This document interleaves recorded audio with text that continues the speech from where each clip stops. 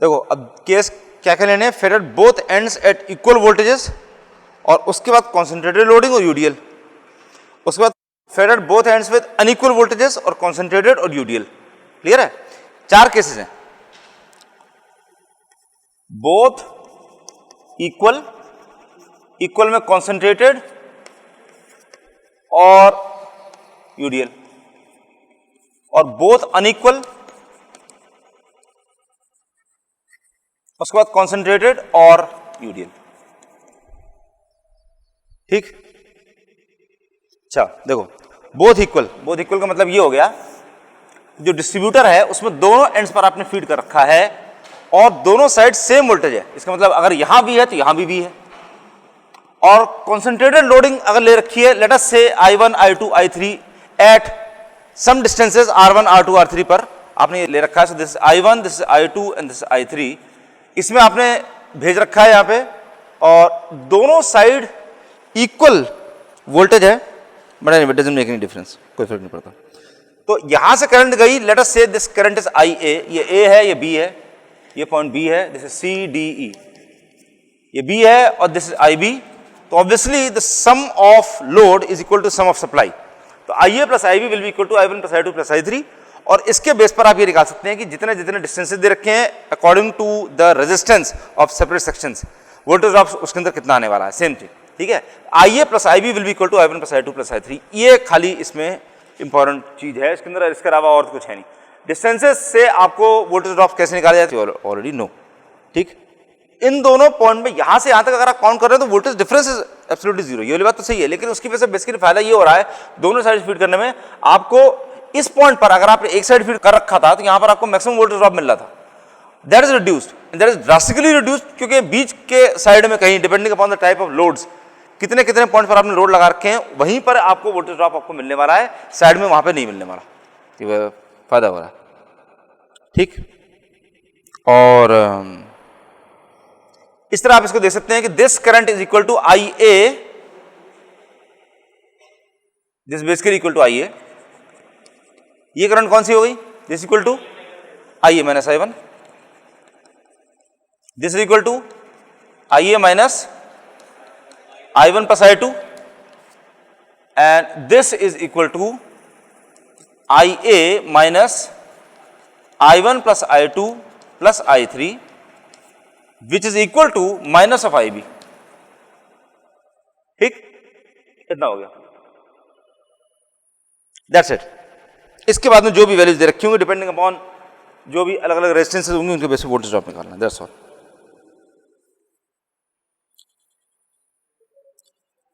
अब इसी में अगर आपने यूडीएल लगा रखा है, यूनिफॉर्मली डिस्ट्रीब्यूटेड लोड अगर लगा रखा है, तब क्या चीज होगी, तब ऐसे केस में आपको ये याद रखना पड़ेगा, ये वाली चीज बताइए कि अगर आपने एक साइड में फीड इसको कर रखा था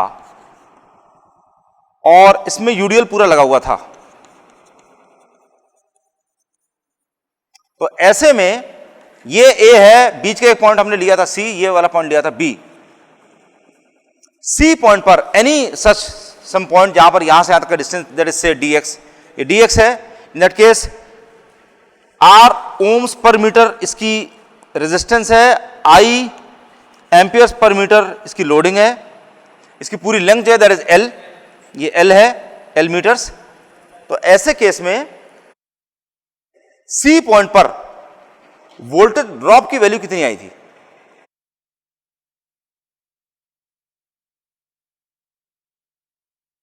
L minus x into RDX।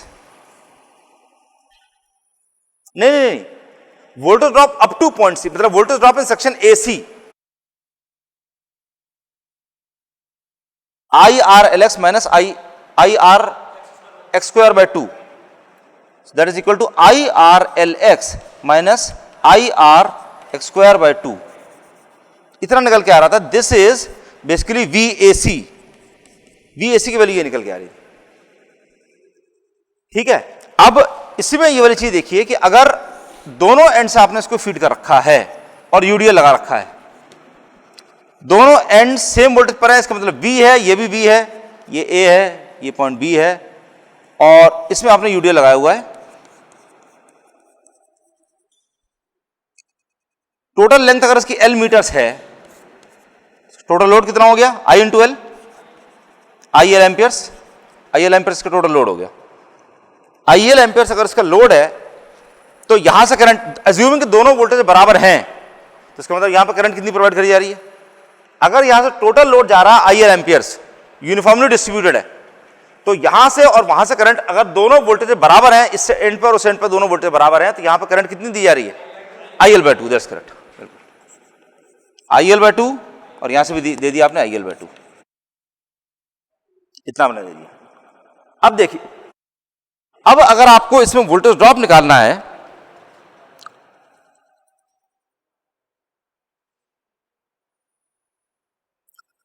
फिर at both ends at equal voltages uniformly distributed loading,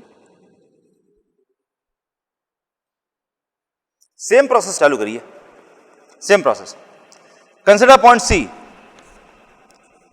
distance dx, R ohms per metre, I amperes per metre, इतना आपको दे रखा है। dx के अंदर करंट कितनी जा रही है? करंट जल्दी बताओ, dx सेक्शन के अंदर इस तरफ से इस तरफ तक करंट कितनी जा रही है? IL कब था? IL इस केस में था, क्यों? ये IL क्यों था? IL माइनस क्यों था? यहां पर आपने IL दे रखा था, so this will be equal to IL by 2 minus, minus कितना हो गया? यहां से तक का x है, ये x है, तो this point is C, this is dx, और यहां से यहां तक का डिस्टेंस दैट इज x, और यहां से यहां तक का distance that is L, this is point A, this point B, that's all. इसमें आपने यहाँ IL by 2 दे रखा है। तो ऐसे कंडीशन में अब यहां पर इसकी रेजिस्टेंस कितनी हो गई? इस वाले की रेजिस्टेंस सेक्शन, इसकी रेजिस्टेंस सेम, रेजिस्टेंस की वैल्यू तो सेम ही रहेगी। R ओम्स पर मीटर है, उसकी जो length that is dx, that is equal to, resistance is equal to R dx, और करंट की वैल्यू कितनी हो जाएगी? करंट की वैल्यू ये था IL by 2, this current will be equal to IL by 2 minus, minus current, current कितनी जा रही है सेक्शन के अंदर? कितनी करंट आपने दी थी, और उसमें कितनी करंट यहां से निकल गई? यहां कितनी करंट निकल गई? कितनी करंट यहां पर निकल गई? I ampere per metre length है, यहां से यहां तक का डिस्टेंस x मीटर है, Ix, that's all, Ix minus Ix, that's all, ये निकल गया।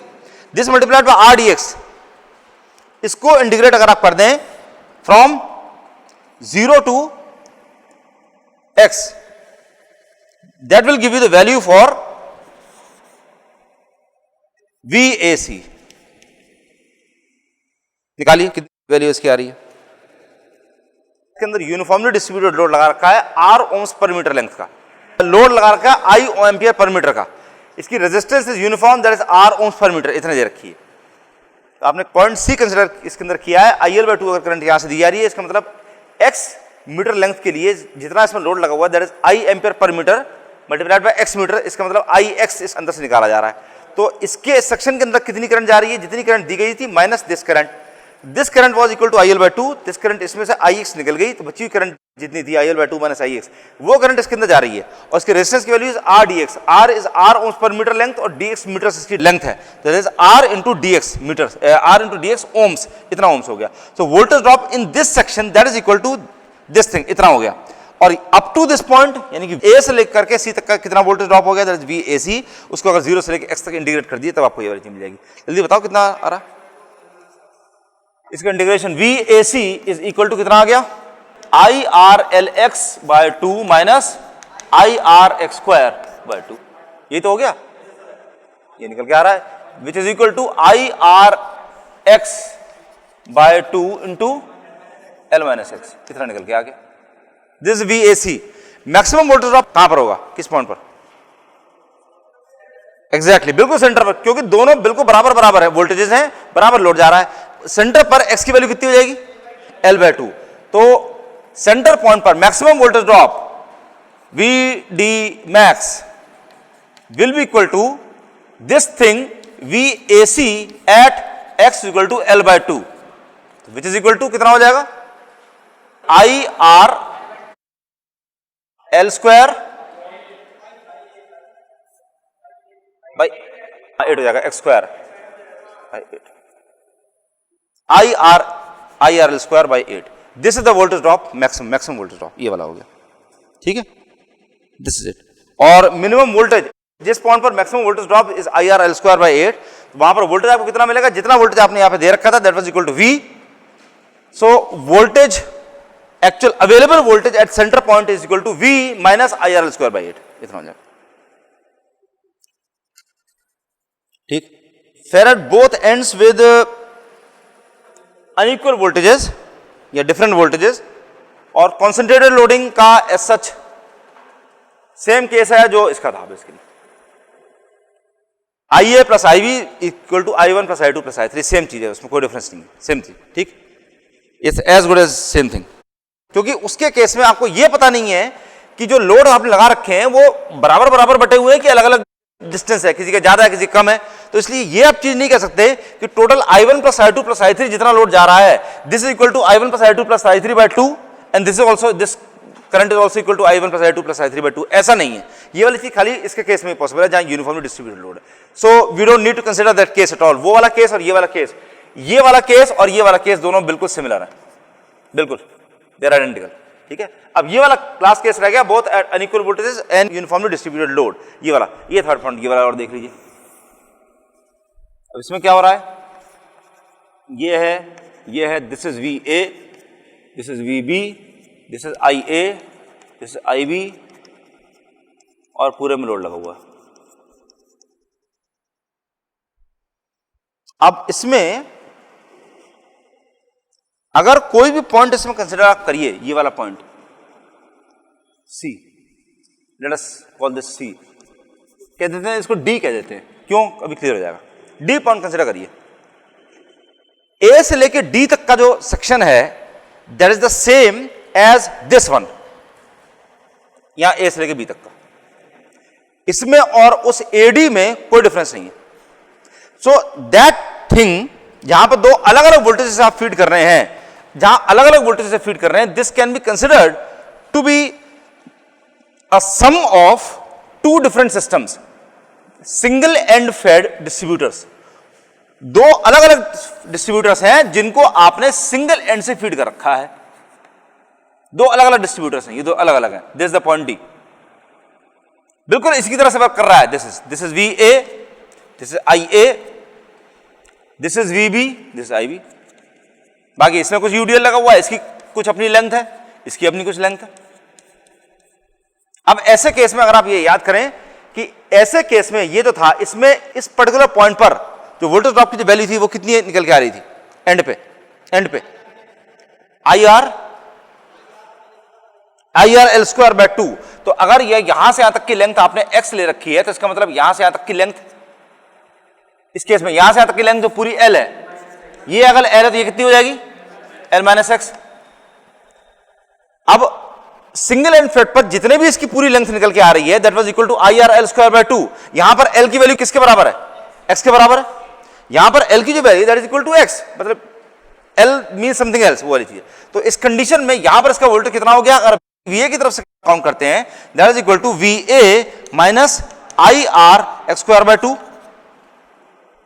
ठीक। जितना वोल्टेज था उसमें से अगर आप इतना वोल्टेज ड्रॉप हटा दें तो वो आपको मिल जाएगा यहां पर वोल्टेज कितना निकल के आ रहा था अगर आप इधर से काउंट कर रहे हैं। उसी तरीके से अगर आप इधर से काउंट करेंगे तब कितना निकल के आने वाला है, V B minus I R L minus x square by 2 निकल के आ गया। And these two voltage are same, क्योंकि डी पॉइंट सेम है इसलिए दोनों की तरफ से ये वाला यहां पे जितना वोल्टेज जितना निकल के आ रहा है that voltage is basically same, this is equal to this. ये सेंटर पॉइंट पे, इस पॉइंट पर वोल्टेज सेम रहेगा, ये पॉइंट सेम है। हमने तो खाली इसको कंसीडर ऐसा करा हुआ है कि दो अलग अलग पार्ट के अंदर बटा हुआ है, चीज तो सेम ही है तो वही सेंटर वाला पॉइंट। आप यहां पे अलग पॉइंट से आपने फीड करा, वीए अलग वोल्टेज से फीड किया, यहां पर अलग वोल्टेज से फीड किया, इसके अंदर अलग ड्रॉप हुआ, इसके अंदर अलग ड्रॉप हुआ, लेकिन टोटल कुल मिला करके इस पॉइंट पर जो वोल्टेज निकल के आने वाला है that voltage will be the same, और वो इतना निकल के आने वाला, दैट्स इट। इसको अगर आप सॉल्व कर लीजिए then VA minus VB is equal to, यानी एक्स की वैल्यू निकाल दीजिए, इसमें एक्स इज इक्वल टू इसमें से अगर आप x की वैल्यू निकालते हैं then x is equal to, मैं सीधे इसमें देख के लिख लेता हूँ, VA माइनस VB अपॉन IARL, VA माइनस VB upon IRL plus L/2।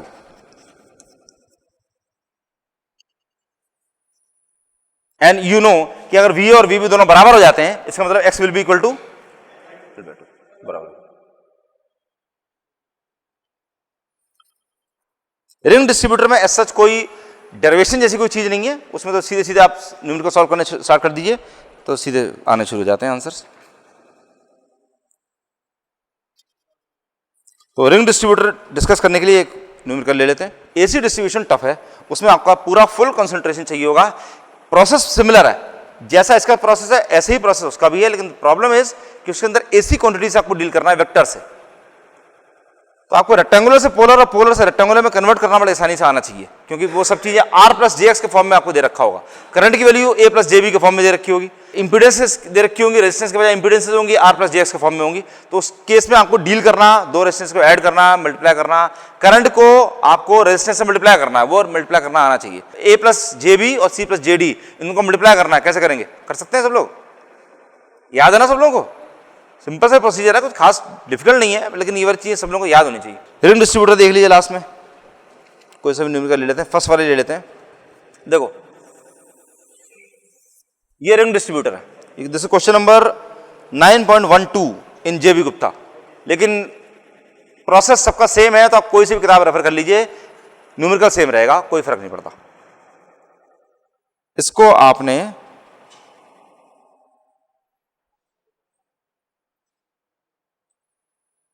इसके अंदर पॉइंट A है, पॉइंट B है और पॉइंट C है।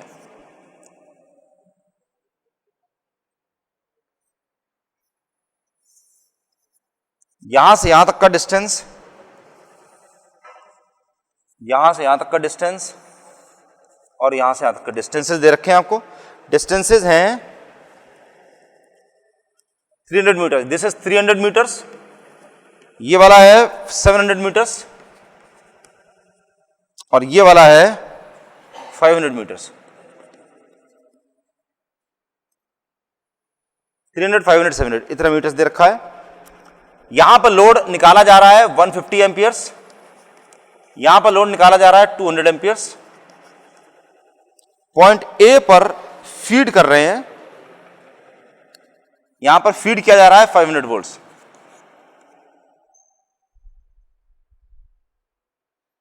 Find the voltages at B and C, VB और VC, VB और VC ये दोनों निकालने हैं आपको, और रेजिस्टेंस इज 0.03 ओम्स पर 1000 मीटर्स। ठीक, ये निकालना है, ये टफ चीज नहीं है, इसलिए आसानी से क्लियर हो जाएगा। देखो पहले हर सेक्शन की AB की, BC की और CA की, तीनों की रेजिस्टेंस निकाल लीजिए। इसकी 500 मीटर लेंथ है, मल्टीप्लाइड बाय 2, फेज और रिटर्न, रिटर्न पाथ भी है, DC डिस्ट्रीब्यूटर है, रिटर्न वाला भी है। 500 प्लस 500 कितना हो जाएगा? 1000 मीटर की रेजिस्टेंस कितनी है? 0.03। तो सेक्शन AB की रेजिस्टेंस कितनी हो गई? 0.03 मीटर्स। 300 और प्लस 300 कितना हो गया?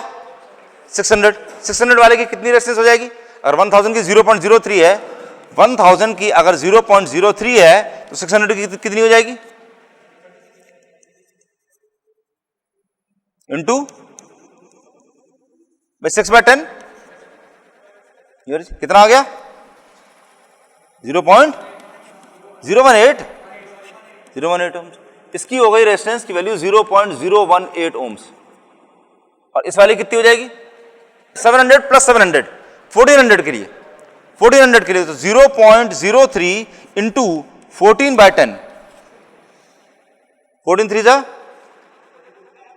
42, 42 तो कितना हो जाएगा बेसिकली? दिस इक्वल टू 0.042, 0.42 नहीं 0.042, तो 0.042 ओम्स ये इसकी रेजिस्टेंस निकल आई।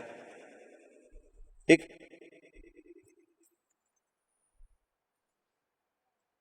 खाली रेजिस्टेंस निकाली है।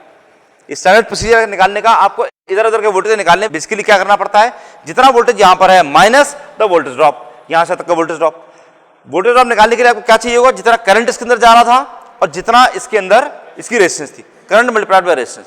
तो रेजिस्टेंसेस आपने हर एक की निकाल ली, और ये मीटर नहीं है, ये 0.03 ओम्स। ये हर सेक्शन की रेजिस्टेंस आपको मिल गई, इसकी 0.03 ओम्स थी, इसकी 0.018 ओम्स थी, 0.042 ओम्स, इतनी रेजिस्टेंस आपको इसकी मिल गई है। अब आपको करंट निकालना है। करंट कैसे निकालेंगे बताओ? Late us say this current was IA, जितनी करंट इसके अंदर फीड करी जाएगी, this current was IA।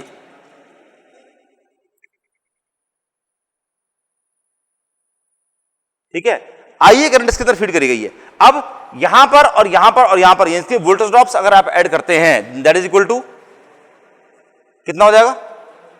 Total equal to 0 obviously. तो टोटल अगर आप सारे वोल्टेज ड्रॉप्स अगर तीनों ऐड कर देते हैं, that will be equal to 0। This is basically close loop. तो बताइए AB के अंदर वोल्टेज ड्रॉप कितना हो रहा है?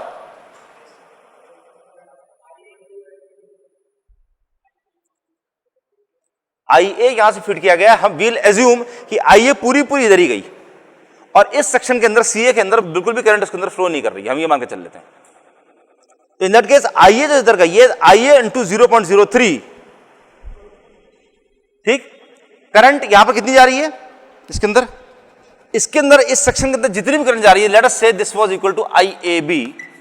सो IAB into RAB plus IBC into RBC plus ICA into RCA, this is equal to 0। ये 0 है, ठीक। अब अगर हम ये मान लें कि पूरी यहां पर एग्जॉस्ट हो जाती है, तो इसका मतलब IA अगर पूरी इसके अंदर गई, then let this be equal to IA। अगर इसको हम मान लेते हैं IA इंटू RAB कितनी है? 0.03 इंटू 0.03 प्लस IBC कितनी हो जाएगी? IBC यहां से IA गई है, इसमें से कितनी करंट निकल गई? 150। तो कितनी बची? IBC is equal to IA minus 150 multiplied by RBC। RBC कितना है? 0.018, ठीक है, प्लस अच्छा फुल करंट विद एग्जॉस्ट। चलो हमने मान लिया कि पूरी करंट इधर गई है। तो अब ये वाली चीज देख लीजिए, थर्ड वाली क्या है? ICA कितनी हो जाएगी?